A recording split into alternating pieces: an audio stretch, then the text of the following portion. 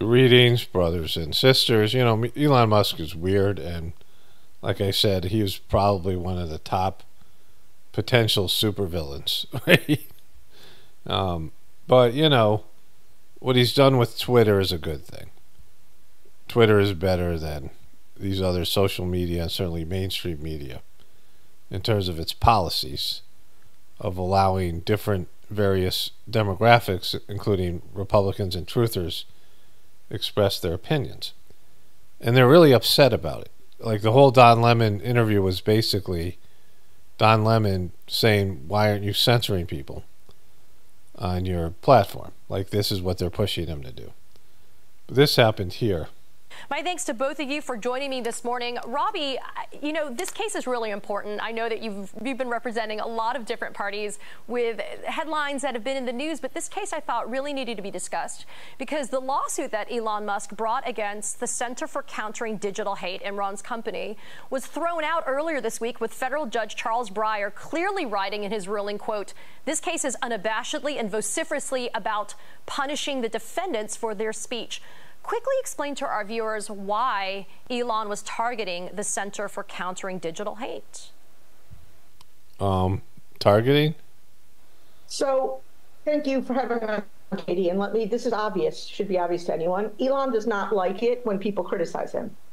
And he really doesn't like it when a group as effective as our client, run by Imran, who's here with me today, criticize him for the hate, the vitriol, the misinformation, the sheer vile content on Twitter, which he unleashed, really, when he took over the platform. So this is what they're saying.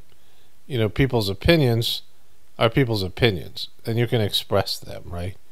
If they have, I mean, even the ones that are, you know, extremely negative or hateful, as long as they don't become, you know, dangerous for other people or whatever it is, right?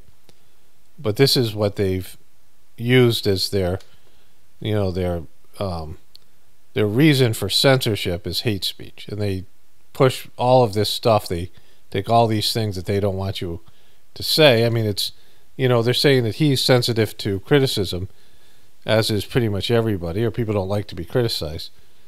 But people expressing their opinions about the government, the system, and then all of this agenda they're pushing through is somehow hate speech, right? Like that's the problem. And so they have their duty, their job is to write reports about the disinformation and the hate they're seeing online. Disinformation. And they wrote several about Twitter, and Elon didn't like it. So first he threatened us by letter. We said, bring it on. Bring it on. Brought a lawsuit, and we won that lawsuit. Of course you did. You're backed by the powers that be. On your nonprofit organization called the Center for Countering Digital Hate, I just want to run through a little bit of the numbers here because I think it's really important for the viewers to understand the context here. According to your group's research, average engagements on hateful content jumped 49.5% after Elon took over. Your researchers also found that using a sample of 300 hate speech posts, of those 86% were left up even after being reported, and that X fails to act on 99% of the hate posts. But Elon Musk said the amount of activity on those posts is way down. So they're just out there on the internet not being viewed, or only being viewed by certain groups of people that are into it, right? And so it's not up, right? That's at least what he said. But they're saying there's more hate posts. But if those posts aren't seen, it's like putting up a billboard in the middle of the desert where there's no road. And so complain about that billboard that no one's going to see, right? Or putting a billboard up on the moon. And, you know, only if you had a certain kind of telescope, you'd be able to see it, like 5 people. Right? User is subscribed to X Premium. I mean, Imran, it sounds like X, Elon Musk, is making money off of hate accounts on his social media platform. Well, he is, and that was his plan. I mean, when he took over the platform, he put up the bat signal, did he not, to hate actors, to bigots, to racists, saying this is now a free space. Okay, so this is where they're going with that. I mean, it's just, you know, it's about censoring all of us, even if there's nothing hateful in what we're saying, because it's, you know, we know what this is about. The thing is, people want control over things that you can't control. And they not only want you to, only speak in what they consider safe speech or what they consider appropriate speech or your beliefs, right? We're going to get into Don Lemon talking about them firing that woman on MSNBC and congratulating. I got a whole bunch of stuff coming in a bit. I'm in the editing process here. I found a Don Lemon new interview with Mr. Wonderful, right? But, they want you to not only not say things, but not even think them. They want to change people's beliefs. They want to get into your beliefs, and they've been doing this for a while by separating kids from their parents from each other, and, getting rid of the family. The problem is that with the internet, there's information out there that's not going away, and it'll circulate one way or another. Like, enough people are aware of it, these narratives, and as these things play out, you no longer believe the official story. The official story has been corrupted, has been exposed, and the questions that people have been trained now to look at it a different way, the official story, and ask questions about it that they never would have asked before. And you can't put that back into the bottle. Now, I know why they want to get rid of this, because it's a threat to the system. Because people have to buy into the system for it to work. And as things go south, there are doubts that have been implanted now that are part of people's internal worlds because of the internet and people having doubts. So even the people who may or may not totally agree with the stuff or don't, they say, all right, that's not true or whatever. When things go south, they'll start believing because it's already there. The seeds are there. The ideas are there, even in the most, diehard sheeple. And, if things go south enough to where that they are like, oh my God, this is like actually happening. Those people were right. The truthers were right. And that's what they're getting into. And it's inevitable because the official story is the worst. And all these various, even the most crazy, harebrained, stupid truther narratives are coming out, some dumb Trumper, right-wing truther or whatever, even disinformation, they're still more believable than the official story, right? Like, that's the problem. The official story is like now become the most unbelievable about all that's happening. And people are more and more aware of being lied to, and you can't stop that from happening, right? And you can't control people's saying negative things. People are going to say negative things. I just covered this on my other channel. A woman in Africa, Nigeria, is put in jail because she criticized the local soup companies. She bought a can of soup and she criticized the flavor, said it was too sweet, and they put her in jail for that. Like, that's how powerful the corporate interests are there, just on social media. Like, it's like, ridiculous. And when you do that, when you use force, there's always going to be a reaction, and you can't stop it from happening, especially when you've gone against the divine will, and eventually it's going to come back around. But anyways, this is Elon Musk's post from earlier today. I saw this. It just popped up on my phone this morning. They want to. He retweeted this from Mike Benz, who's a check. I don't know who this is. They want a state monopoly on fake news, and that's what his opinion is on this, right? But this guy, Twitter's Elon Musk. He paid $44 billion to dominate your attention and determine what you see. He knows he can manipulate his personal platform to be in a position power enough to crown kings, pick presidents, and help produce whatever personal political outcome he wants. Well, that's what everyone does when they do these things. That's what this is about, right? You think that the people who run MSNBC and CNN and all the major news networks and the newspapers didn't want that, right? That's what they do it for. Like, what are you talking about? It says, "Hi, Elon, I'm highly disappointed in how you're being investigated, sued 6 times. The Sunday vilified you were once the most beloved billionaire to walk the earth. What's your crime? Free speech, they hate that." So this is what's going on with him. Let's check in with this guy, Don Lemons.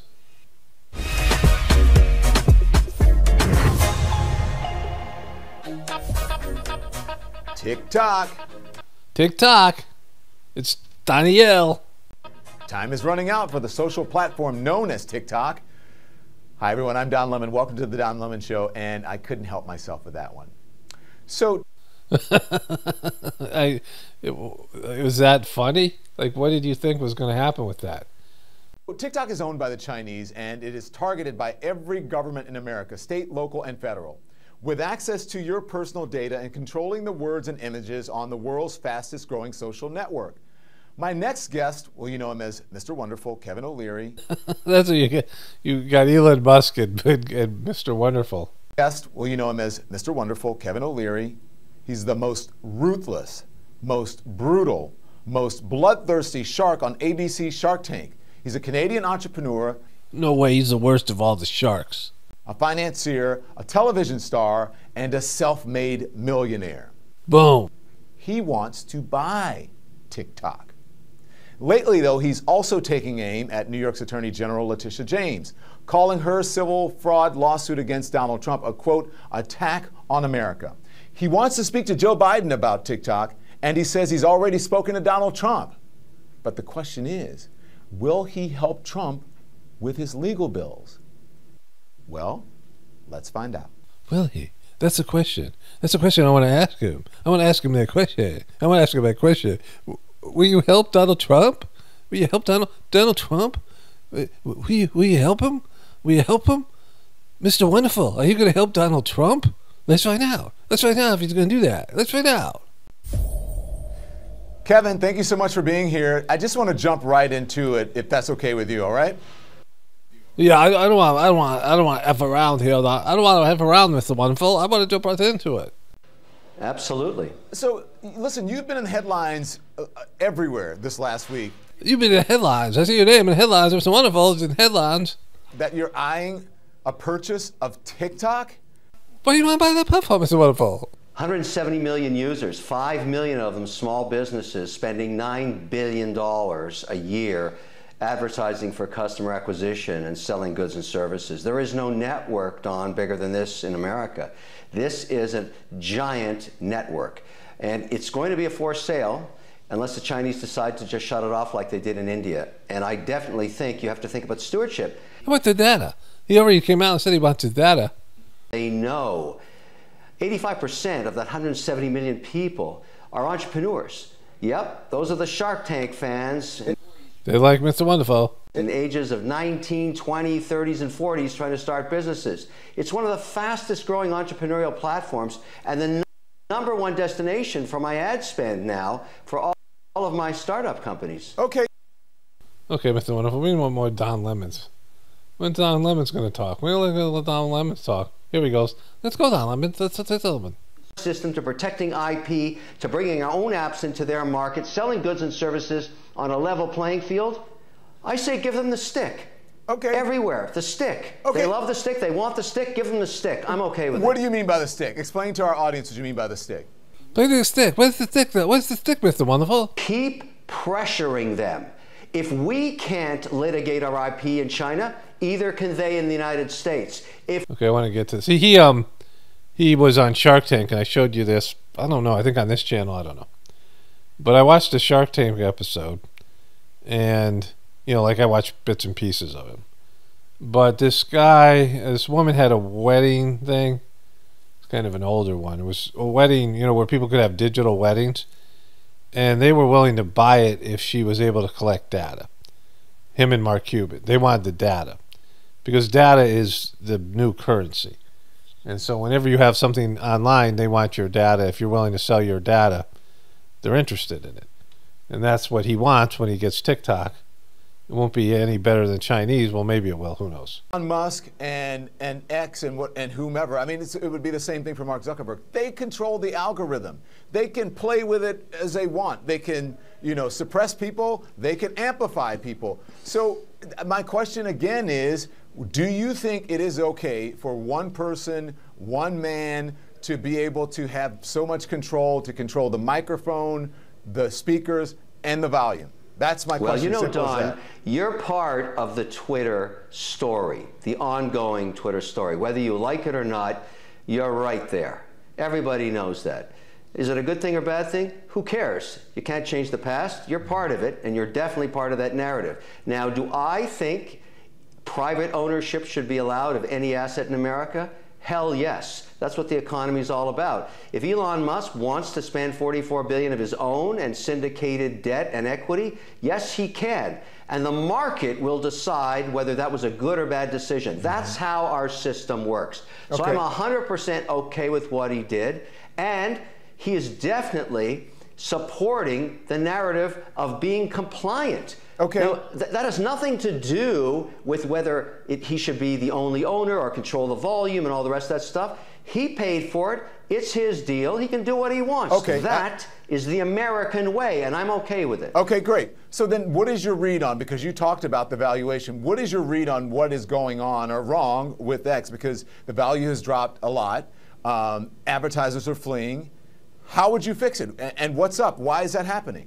What would you do? And why was it doing it? And what is it happening? And who's doing it what? And what do you do? You come on, explain it, Mr. Wonderful. Why did you explain it? Explain it, Mr. Wonderful. Mr. Wonderful. You don't know? Come on, Mr. Wonderful. Mr. Wonderful rocking the fish boy here. Fish boy and the dead eyes. Okay, let's move on then and ask, because this is, it's about a lot of money, okay? There is a massive fundraiser that's coming up for the Trump campaign. It's on April 6th. Take that down. Take that down, Mr. Wonderful. By the way, it's in Palm Beach. Do you plan on being there, and do you plan on donating, Kevin? Are you going to donate? Are you going to donate to Donald Trump, Mr. Wonderful? Mr. Wonderful. What are you going to do? Are you going to donate? What do you do? What do you do, Mr. Wonderful? Are you going to donate to Donald Trump? I don't attend partisan events, Don, ever. I attend events where I can support small business. That's what I do. That's what he does. Come on, Don. I stay right down the middle. The minute I stay down right down the middle, Don. Don, he's down the middle. Go partisan, I don't have the narrative on both sides that I need. He doesn't. He doesn't do that either. Come on, Don. You know what's great about supporting small business? What is great, Mr. Wonderful? What is great? I want to know. Tell you, Mr. Wonderful. I haven't found anybody, including Elizabeth Warren, Bernie Sanders, or AOC, that doesn't want to support a small business. Exactly. They all like small business. You're exactly right, Mr. Wonderful. I know why you're the #1 stock on Shark Tank. Everybody likes to support small business because they have them in their own, right in their constituency. Right in the constituency. Right in the constituency, Mr. Wonderful. You're right. I don't even know why I even asked the question. All right, let's go to the end here. I don't know. Is there anything else? You got to wrap this thing up. Somebody's got to. All right, let's see. Cholesterol, and it was statins. Today, I've been on statins for 30 years. I've been on statins. I like the statins. They're my favorite medicine. And I think if this drug, exactly, I was forced to lose weight. I'm 30 pounds less than I was 5 years ago. So my doctor said to me, look, your blood pressure's too high. We've tried everything, every medicine. You're just too fat. And if you don't lose weight and change your lifestyle, you're going to stroke out early. And you won't be so wonderful anymore. That's extreme. It's not wonderful. You can't be wonderful if you stroke out, exactly. Stroking out is not wonderful. Extremely motivating. I mean, when it comes down to that, I did change my life. I did lose 32 pounds, and I feel much better. Longevity is around keeping yourself in a place where you're not obese. You're not obese. You want to be obese. Well, that's not wonderful. And so if this drug does that, and it comes in an oral form, which is being promised within 24 months, yeah, Ozempic, it's a wonderful drug. I don't know why anybody's just because it kills people. I don't even know what's about it. I think it's going to be altering and probably have more effect and as equal economic effect as AI does. I totally agree with that. It's AI and Ozempic. They go hand to hand. We don't know which is going to destroy humanity first. This is a fantastic advance in our pharmaceutical... Exactly. I don't know why people are whining about Ozempic. ...research, which is why we should not starve our pharma companies of capital. Exactly. You give Big Pharma, we should give them all the money they need, because Big Pharma is essential to all of us. This Big Pharma is wonderful. Through some kind of punitive government program. They came up with this because they risked billions of dollars. No other country, they did. And they commercialized it, they did. And that's what makes America so fantastic. Exactly. That's fantastic Ozempic. I hate it when people try and fix something that's working. You got me going off on government regulation, which I don't like in any sector. Our government is bloated. It needs to lose weight. Maybe it's bloated, exactly. It should go on Ozempic. But listen, we need our government to go on Ozempic. That's how brilliant I am. That's why I'm on TikTok, because I say things like that. I say brilliant things like that, and I got my own TikTok show. I got my own TikTok show, and then I got my own X show as well, Don. I got my own X show as well, Mr. Wonderful, because I say things like the government should go on Ozempic. I gotta move on. Listen, here's what I want to ask you. Did you use a weight loss drug? No, I don't. Okay, that's it. But everyone else did. I see. I think Don. I think Mr. Wonderful. All right, let's move on here. Kevin O'Leary. You know my weight loss? It's my bike in Miami every morning at 6:45 with 1,000. All right, that's it for these guys. Tonight, AT&T is investigating how the personal data of more than 70 million of its current and former customers, that's 1 in 4 U.S. adults, ended up on the dark web. Now, the company... Well, how did that happen, AT&T? How did that happen, AT&T? Company says that includes personal information like social security numbers, names... Oh, that's a problem. ...and mailing addresses. So joining us now to discuss is Glenn Gerstel, former... Okay, so that happened with AT&T. I guess this is some new dude they have on CNN.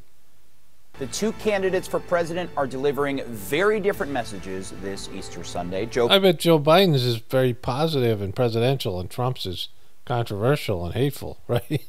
Biden is wishing Christians everywhere a happy Easter and saying, quote, with wars and conflict taking a toll on innocent lives around the world, we renew our commitment to work for peace, security, and dignity for all people. Yeah, remember that time you droned 8 kids and 3 innocent adults in Afghanistan? Donald Trump, on the other hand, lashing out with dozens of angry posts in all caps on Truth Social, blasting his political opponents, prosecutors, and judges, saying in part, Happy Easter to all, including those many people I completely and totally despise because they want to destroy America. Donald Trump is a funnier one. Happy Easter to all, including crooked and corrupt prosecutors and judges that are doing everything possible to interfere with the presidential election of 2024 and put me in prison. He wants to wish them a happy Easter. We already heard this. A now failing nation like deranged Jack Smith, who is evil and sick.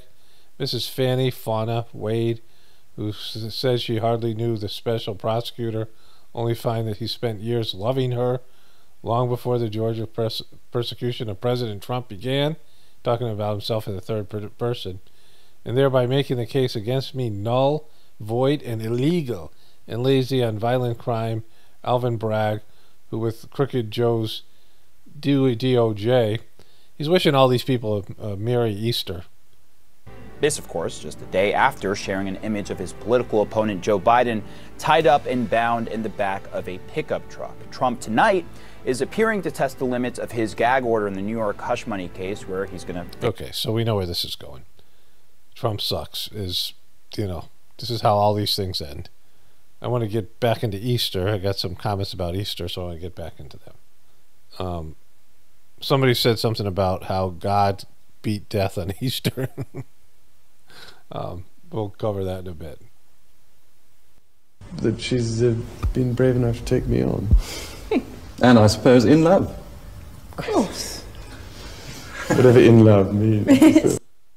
What does unloved mean, this Poindexter goofy editor? Hey Charles, you're going to be king for like a week and you're going to get cancer. Just FYI, this is, you know, this tells you everything you need to know about their marriage. Well, it obviously put your own interpretation. Obviously means two very happy people. Yes. Once again, congratulations. Well, from us, congratulations. Thank you very much. Very kind.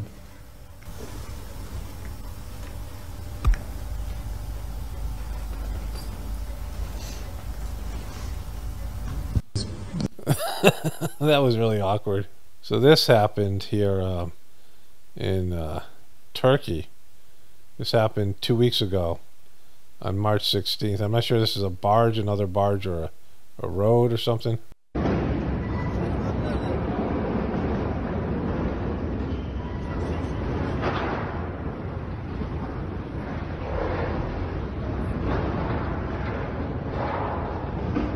It might be a dock.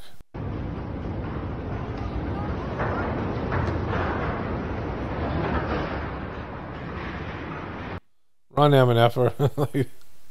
Barges are slamming in everything everywhere. I think that's the dock area. They saw the town there. So that one hit a dock. And then this one is from Oklahoma. Holy hell!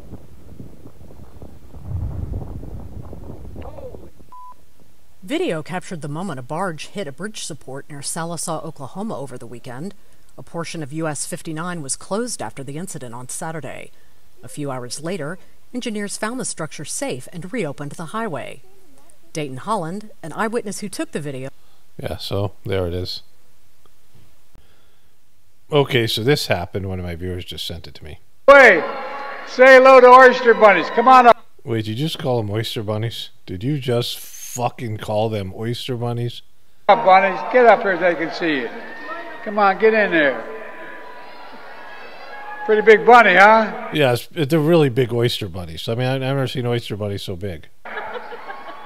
All right. Thank you all so very, very much. It's all yours. President Zone.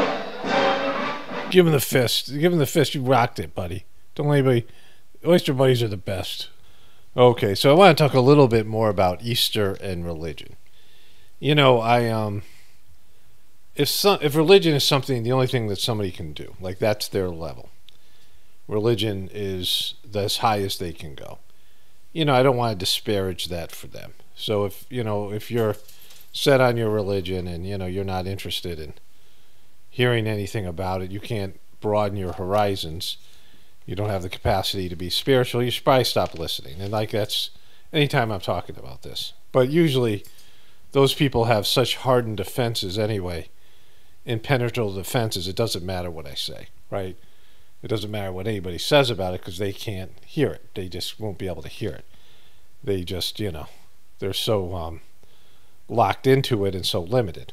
So I got a couple of comments about Easter, and I did not, negative ones, like just ridiculous comments.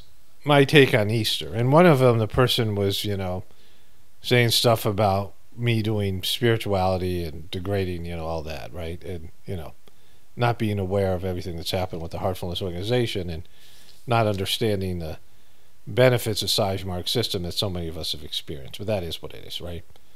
But the person said that God beat death. And, I was busy when I was reading the comments, so I didn't think to copy it or to, take a screenshot of it. But the person said God beat death, right?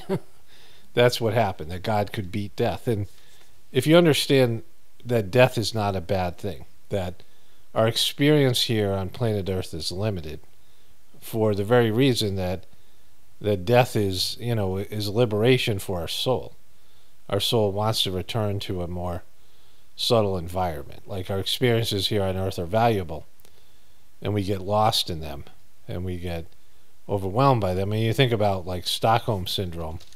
It only takes a week for a person to identify with their kidnappers. And, the Stanford experiment, all these things. It only takes a week to get sucked in to something and lose yourself, right? Years ago, I worked at a treatment center, and there was a woman I was supposed to pick up, a former judge, who she got into crack, like she was a high-ranking judge. This was for rich people. And she was married and had kids and was a pillar of the community. And so she tried crack, and within a week she was addicted. Within 2 weeks she was blowing through all of her money to buy crack. And within a couple of months she was prostituting herself to get crack. I was in graduate school at the time, and I had to pick these people up from the airport. And sometimes they didn't want to be picked up. They wouldn't either get on the flight or they would walk by me. I'd like stand there with a sign, with somebody's name on it, right? It was uncomfortable for me. And one time there's a girl, she was drunk, and she was with this guy that wasn't, she just met on the plane. And she walked by me, and she fit the description of the girl, but she walked by me like in a way like trying to avoid me. And, I called back there and said she didn't get on, she was on the plane, I don't know, somebody walked by me, but it could have been her, I don't know, I didn't have any real, knowledge, I didn't have any picture of her or anything like this. And I was suspicious it was her. It turned out that she was drunk, and I had to drive her to like a hospital to sober up because she would trigger all the other patients, right? So I went to pick up this woman, this judge who was on crack, and she didn't show. And I was wondering, I always wondered what happened. She probably died or whatever. And so she went from being a pillar of the community, a law-abiding citizen, to a crackhead criminal, right? And this can happen to people. And so it just takes that long. So never mind getting absorbed in the matrix in planet Earth. Your soul forgets why you're here. But death is, for your soul, a good thing. It is a reason why there's a time limit. And people have, there's been historically people have lived thousands of years, human beings, before this most recent iteration of human beings. But thousands of years, even that, I mean, it has to come to an end. Everything does. Everything in the material world has to be temporary, because the spirit that supports something, the soul that supports something, wants to go do something else, right? It doesn't want to be on planet Earth forever. And it's a spiritually immature person that would think that's a good thing. But there are a few more comments that were religious related that weren't exactly for that video. One person said, "Thank you for letting," this is in all caps letters, "Thank you for letting me post a comment for followers of Jesus Christ on your channel." I never cleared this, right? This is why this person's banned, because of the first part. And then the second, right after that, it says, "Warning," 2 exclamation points. "Incoming Antichrist around eclipse. The one true God, Jesus, the only Christ, will return in about 5 months. Get focused and back in your Father's word." So, like that was, you're welcome, like if it was short-lived. And then this person, "You are making presumptions regarding reincarnation. There's no cycle trap, nor karma bank. We choose to come here to experience everything we are not." Well, just to answer this one briefly, and then I want to get into the whole Easter thing and the previous comment. You're claiming that you believe in a soul. And you say, "We chose here," but not we, because that's your ego. We would imply egos. Your soul chose to come here. And your soul was somewhere else before, so that's a past life. Your soul had an existence before it was here. If you're saying that we choose to come here, that means we were somewhere else. Where were we before? Well, that's a previous life. And so you've ridiculed your own, you've undermined your own your position on this thing, right?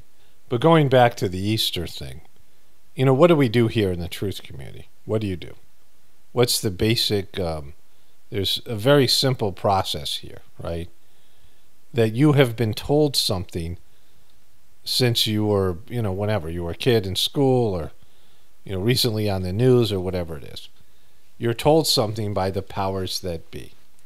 And then you find out new information about how they're lying to you. And you then change your position on whatever it is that you're seeing, right? I mean, that's the whole process in the truth community. And some people do it better. Some people are more sophisticated in their analysis and their thought process. Some people it's more remedial. Some people it's only what they won't touch the right wing, or they won't touch their religion. But, the process is the same. You get new information, and then that changes the way that you view something.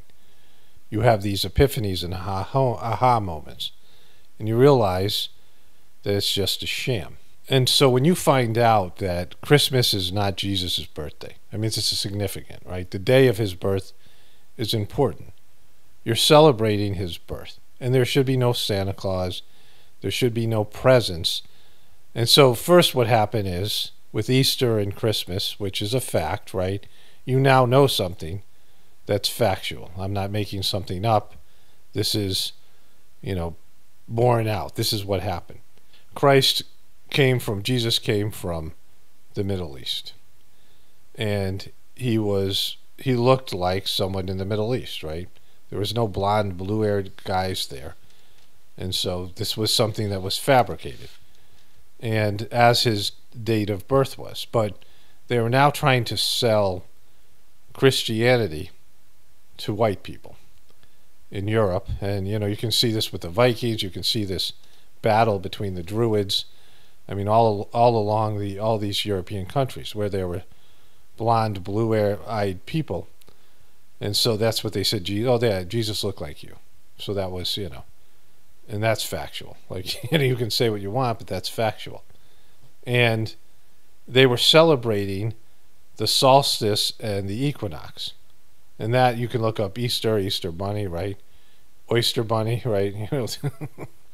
You can look up the story of Istora, and you can see that this is, there's a story about a bird, a rabbit that sat on eggs and all these things. This is the Easter Bunny stuff. And it has zero to do with Christ and his death and his resurrection. And so they changed his dates of his birth because they were trying to sell the religion to these people. And they lied to these people saying that these holidays, they hijacked their holidays and their spiritual tradition. And so it's all a sham. Your religion's a sham. My religion of birth was a sham. Whether you're, Catholic or you're Protestant or you're any of these things. They lied to us about these holidays, and the holidays were to celebrate Jesus' birth. They lied to us about what Jesus looked like, all these things. They changed Jesus' words. In various places, the Bible is no longer, accurate. And they warped these teachings, and then later on, they took holidays that used to be about Jesus and now become materialistic holidays that have nothing to do with God or spirituality. They're about the pressure of Christmas presents, and the whole economy is predicated on a good, all the goods and all the stuff that's being bought during Christmas holidays. The travel industry, all these things, is about, people celebrating the materialistic aspect of Christmas, and very few people think about Jesus. And lots of people who aren't Christian celebrate Christmas because it's no longer a Christian holiday.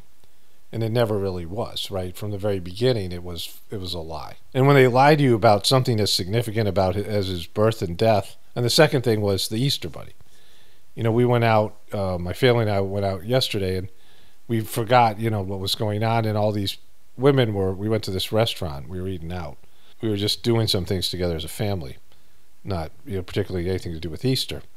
And there were women wearing Easter bunny ears, and that has association with being a playmate, right? Playboy. And it has zero to do with Jesus' resurrection. And so you've been lied to. And if they lied to you with something as significant about his birth and his death, then what else are they lying to you about? Well, reincarnation, because Jesus believed in that, and a whole host of his other teachings. And here are the comments I found them that people left. And one person said, "You have no idea about the truth of Christianity. Sorry, I hope one day for your sake, you're able to see and hear the truth of the good news of the gospel."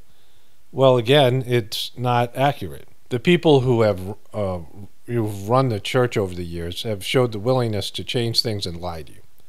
They've lied to you as a way to force you or to trick you into believing that this is the only pathway to God, and that Jesus has some sort of all the things that they lied to you about. And again, there are facts that you have been given as a truther that change the way that you should view these other things that you were told, right? It's no longer a reliable source. Your religion isn't. Again, it's not me saying it, it's the facts, right? Like anybody who's a part of the religion, in all religion, there's, when things get exposed, I'm doing this with the Heartfulness organization. I did the Sajmarg meditation, which was pure and spiritual. It was like being around Jesus when Jesus was alive, but different and better in some ways because of the transmission, or any of these other spiritual beings, when they were alive.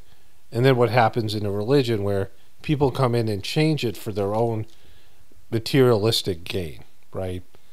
And so here's the other comment that the person left, and the woman said this: "It's not his death we celebrate, it's his resurrection from the dead we celebrate. Yahshua died on Friday, resurrected on Saturday, the Sabbath, and rose on Sunday." Well, no, because it wasn't Easter. You don't even know what the days were. That's what they've lied to you about. So at least admit that the days are wrong, whether you believe that he resurrected or not. But wouldn't he just want to get out of here? He had 12 disciples, and 3 of them turned on him. 1 of them betrayed him. 1 of them denied him, and one of them doubted him. And then all the other people that threw things at him, and all the people that turned on him.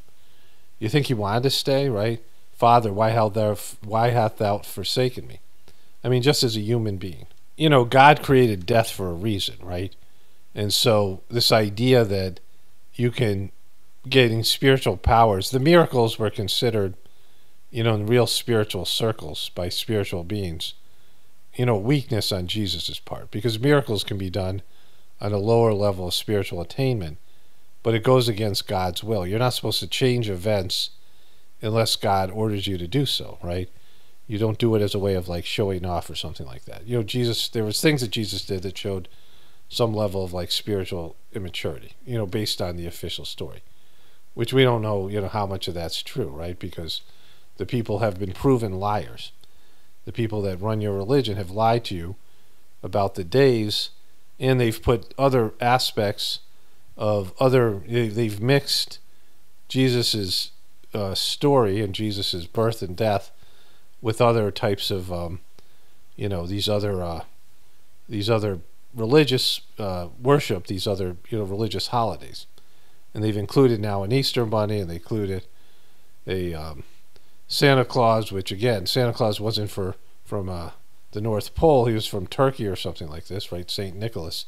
And I guess he inherited some wealth. He had this extra money, and he was going to people's house, and he threw the money. He didn't want them to reject his help, so he threw the money in through the, you know, what was a window or something. That became the chimney, right? And again, that's not, you know, has nothing to do with Jesus. Like, it's not a part of Christianity. It's materialistic in nature. You know, charity is a good thing, but it's still, you're not spiritual, right? It's, you know, it's helping someone on a material level. But again, as Christians, you're not real Christians because you don't know the official story. You're not honoring Jesus on his death, on his, you know, his own death story, whatever it is, and his own birth story, because you haven't been given the accurate information. And so what you've done is created rituals and traditions that you maybe enjoy, maybe you get something out of, and you're attached to. But then when you get new information as a truther, you're not able to see that those things aren't true, that you're not really celebrating his birth and his resurrection or his death or any of these things, right? And why wouldn't you celebrate his death? Because, you know, the guy, I mean, he had to deal with people in the worst possible way. And they all turned on him, and, you know, that had to suck, right? And whatever you believe about him or whatever you've been told by your religion, you know, he was a human being, and, you know, I'm sure he was eager to get off of this planet because of all of it, right? But don't you want the truth? Like, if you were a truther, don't you want the truth? Like, why don't you look into the truth of your religion? Like, don't you, at some point when you find out you've been lied to, I mean, in everything else, when you find out you've been lied to, or only it's only the truth that you want to hear. You want to hear the truth about Biden, but not the truth about Trump, right? You want the truth that's palatable to you. But yeah, your group, you don't want to affect your group who, you know, is Christian or Republicans or right-wing people. So you're not really a truth seeker. You know, you're a truth seeker that's looking to hear truths that disparage the people you already have a disdain for, liberals and, you know, Joe Biden and the Democratic Party. And so that's not a real truther, right? You know, you're not a real truth seeker, and you're not a spiritual or godly person because you're rejecting the information that would get you closer to Jesus, right? If you knew Jesus' real story, wouldn't it get you closer to him if you were able to embrace his true story? I mean, it's, you know, his history, right? His, you know, his story. But instead you're celebrating a, you know, a holiday that's a pagan holiday on the, you know, a day that isn't Jesus' birthday, and you're celebrating this Santa Claus. This Santa is a you know, an anagram for Satan, right? And you're buying Christmas presents, and you're doing Christmas things, and getting Christmas trees that isn't even accurate. You know, that some kind of tree business that they came up with. You know, the candy industry hijacked Halloween.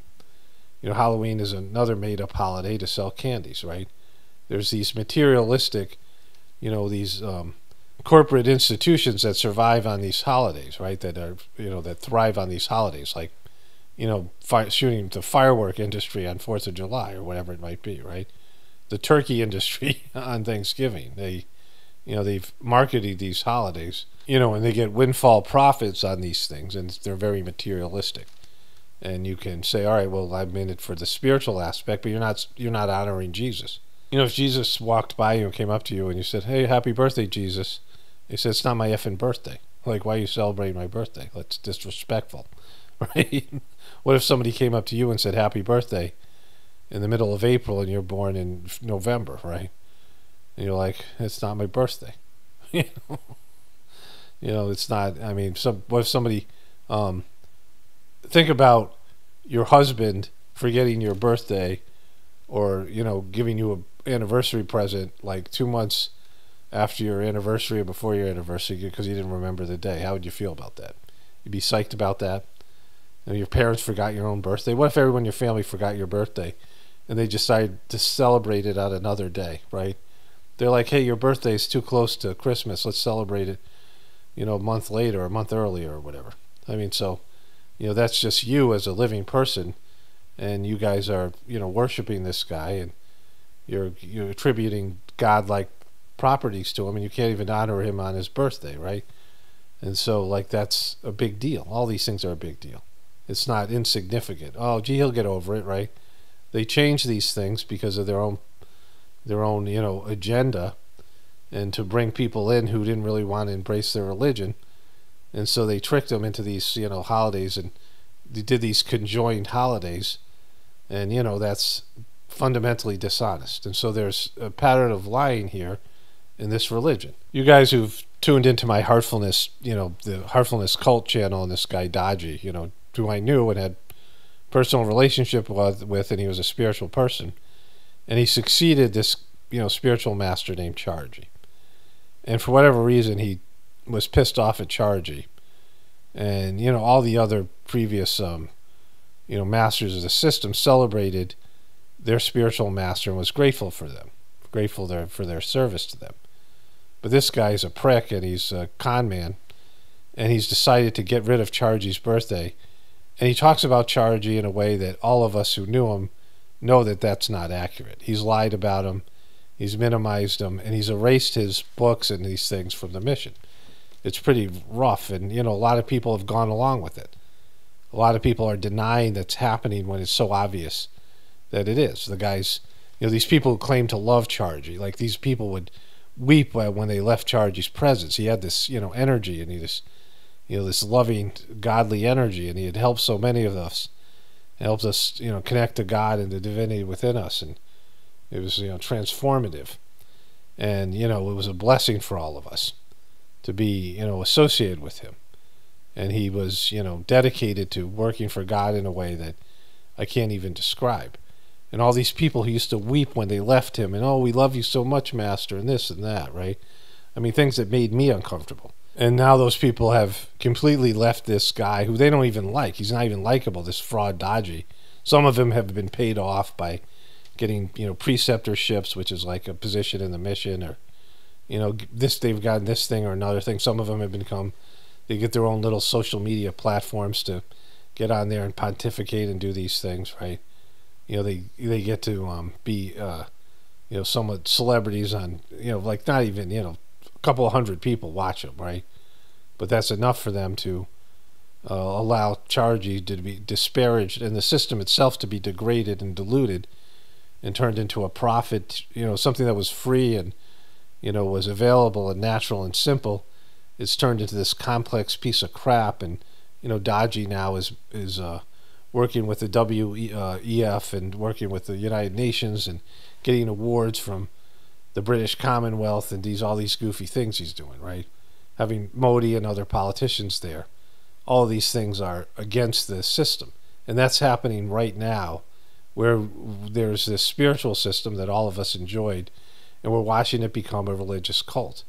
And that happened years and years ago, 2,000 years ago for you guys in Christianity, and at different times for all the other religions. This has happened, right? Where it gets degraded and turned into something that it's not. And that's what you're doing. You're participating in something, and then you find out about it, and you still go along with it. And that's your choice. I don't care. But don't come to my channel and try to run your game, or, you know, propagate your lies, you know, because it's lies. If you want to be a truther, be a truther. Otherwise, you know, go to places where you can be a partial truther, or only confront a truth that's comfortable for you. The rest of us don't have that luxury. Only spirituality will save this world. It's Parabano, definitely important from the Apocalypse, and the Ascension. Everyone have a blessed day, and be grateful.